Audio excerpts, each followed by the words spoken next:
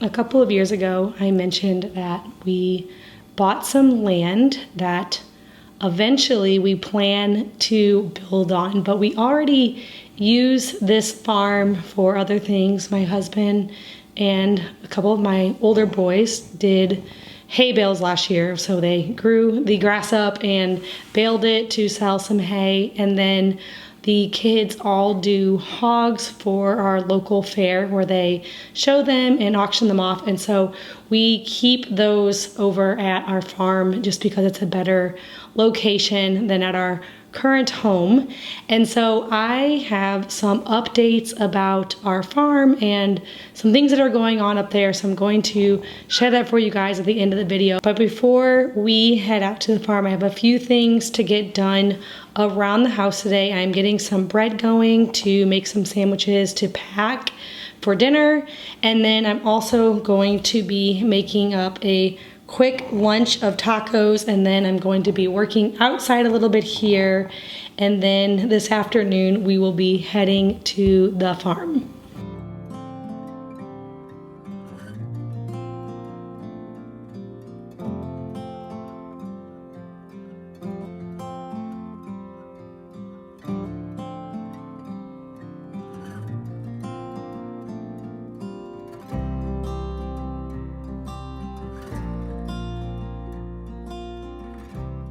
I am making my go-to sandwich loaf here today, and so I'll link it for you guys down below. This is a very simple recipe. If you are new to bread making, this is an easy beginner loaf and one that you guys will want to try out.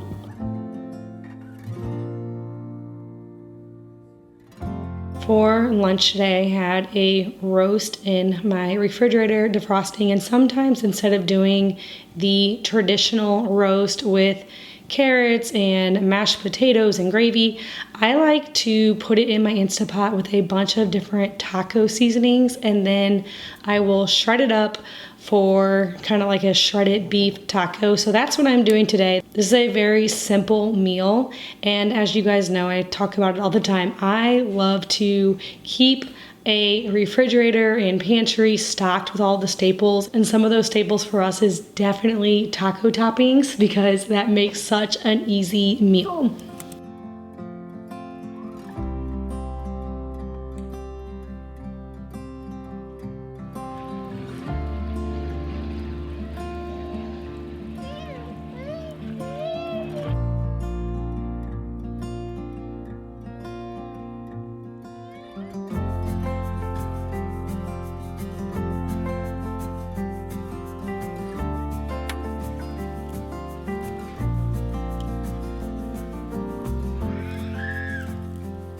While my roast is cooking in the Instapot, I'm doing a little bit of weeding and pruning outside. You can see we have so many blooms coming up.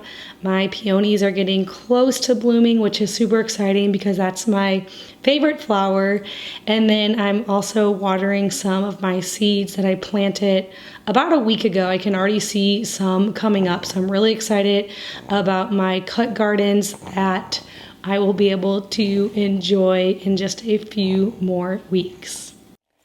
I am so excited to tell you guys about today's video partner, StoryWorth. I am one of those people that is really obsessed with keepsakes and photo books and actually printing and having things in my hand with memories that I can keep forever. StoryWorth helps families preserve their favorite stories in personalized keepsake books. Through an easy-to-use Q&A format, they enable users to share their stories, experiences, and advice with loved ones, leaving lasting memories for future generations. StoryWorth makes the perfect gift for Mother's Day or Father's Day, birthdays, pretty much any occasion. So with Father's Day coming up, this might be a really good option for you. Sometimes I think it's so hard to think of the perfect gift to get for the fathers in your life, but this would be the perfect gift for them or anyone on your list. StoryWorth helps to capture stories in your loved one's voice and style to remember them forever, and it gives your kids the chance to know grandparents or other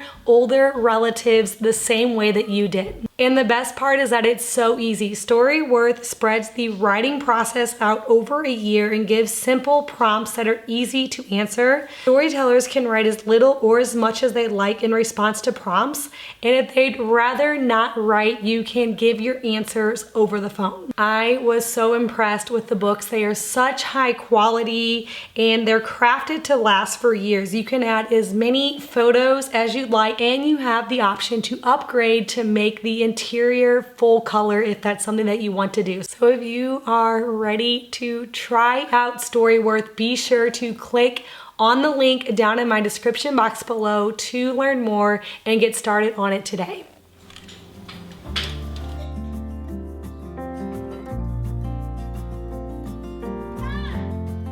You guys know that I am not a particular meal planning person in the fact that I do not write down exact breakfast, lunch, and dinners each day, but I do like to keep meat defrosted in my refrigerator and my pantry and refrigerator stocked with staple items so I can get healthy meals on the table really quickly. Now, one tip that I have when it comes to feeding your family is not to overthink it, and also to be okay with repeating meals often. So I know we don't want to get sick of meals, but if there's something that I know my family loves for us, that is tacos.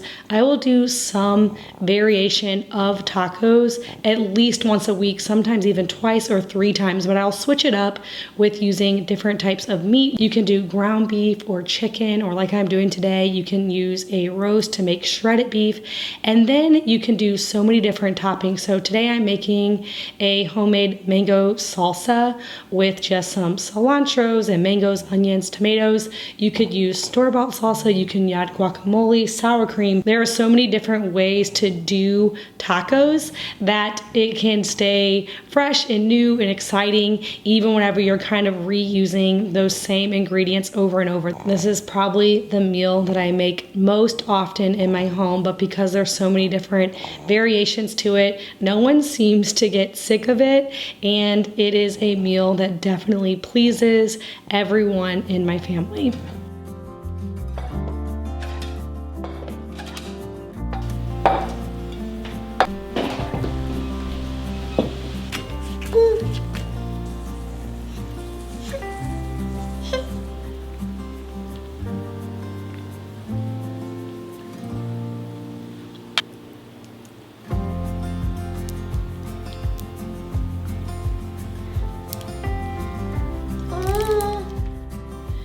While on the topic of meals and the ones that I make most for my family, I often get asked how I get my picky eaters or kids to eat the different meals that I prepare.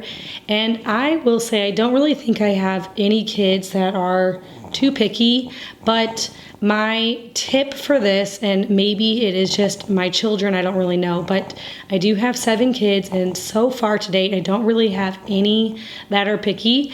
And what I always have done is I don't make anything extra or different for a particular child. So I put a meal on the table, and for example today with tacos, there might be some things that kids might not add on to their plate, and I'm okay with that. If they don't want to add on the tomatoes or the fresh cilantro, that's okay. I just serve a meal, and some of them will put everything on it, some of them might pick and choose a few different things, but I am definitely not going to make a different meal or anything special for anyone. And I find that doing this, they always seem to eat the food that I put in front of them. So that's pretty much all I do. I don't worry about anybody's particular preferences. I just make what I want to make, put it on the table, and either you eat it or you don't. And most of the time I don't have any issues with this at all.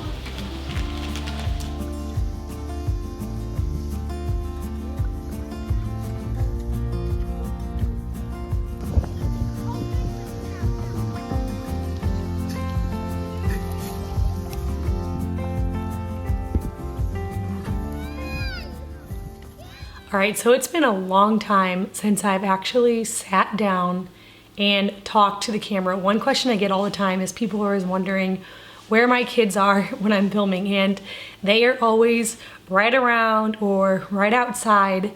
And that's the main reason why I do the type of videos that I do, because it can get really loud here, and so it's easier for me just to kind of film what I'm doing. And I can obviously like set my camera up and show you like certain parts, and there could be like kids and things going on like right over here or right over there or behind the camera, which is often how it is. And then during a quiet time I can just kind of voice over my videos, which is why you don't really see my face like this very much. But anyway, that is not at all what I was going to talk about. I wanted to give you guys a few updates. I get a lot of questions about our farm and our plan to build on our farm. And I thought I would give a little update on that because you're going to be seeing a lot more of our farm because we just got our hogs that we raise. We do this every year. A few of our older kids are in 4-H, and so they show their hogs at our local county fair. And then we will sell a few of them there in the auction, and then we always keep a few for ourselves for our own meat. So as far as the build goes, we have not broken ground yet. When we moved to this current house, we said it was going to be our 5-year plan. And so coming up, I think it's June.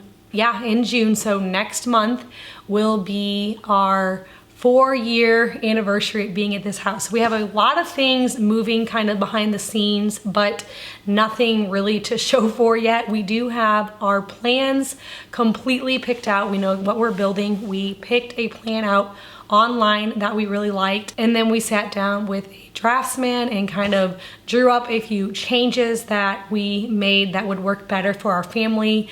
We added in an extra bedroom and just a few different things that we kind of decided. So there's been a lot of back and forth as far as like the design goes for the actual house, but we have the plans in our hands, so that is completely done and ready to go. We have even thought through and looked at windows and flooring and paint and all the types of decisions that we'll have once we actually start building.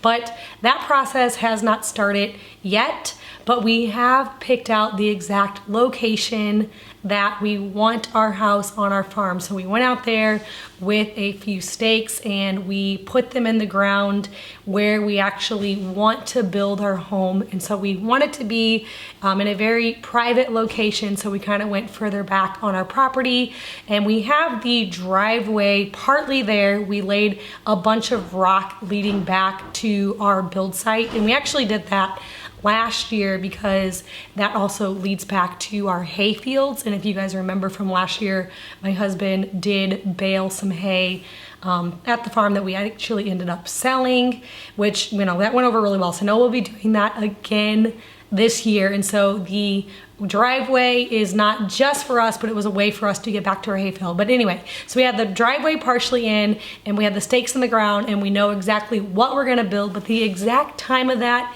isn't certain yet. I'll have more updates on that coming soon, hopefully. But as for now, we are just living life here at this house, but we will be spending a lot of time at the farm because that is where we keep our hogs that we are raising for the fair. So the kids just got those, and then our fair isn't until the end of July. So for several months, We will be going there very often, obviously, to take care of the animals, and the kids will be working with them because in the show they'll have to kind of lead them around in the show ring.